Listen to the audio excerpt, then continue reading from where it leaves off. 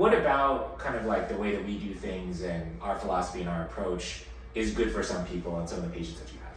It was pretty apparent to us after our conversation that you have a lot of coaches that are very well trained. They're smart. They have, all the little letters after their name for some of them, things like that, which is great. It just shows that you're putting in the time, right? You're taking time to learn new things, not get stuck and pigeonhole yourself in certain situations. On top of that, you guys do an active screening process where you're taking your time to assess, learn what this patient can do, or I guess gym member can do, whatever you want to call them. If they don't have shoulder flexion to do an overhead squat, you're not going to throw them into an overhead squat.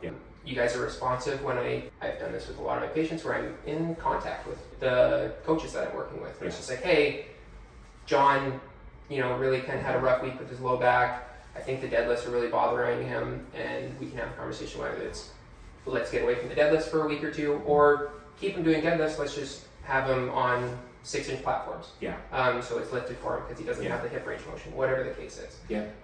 Where being able to do that and have those conversations with people who I know will understand what I'm trying to say and take it into account and be thoughtful when they're programming for their members is hugely, hugely important.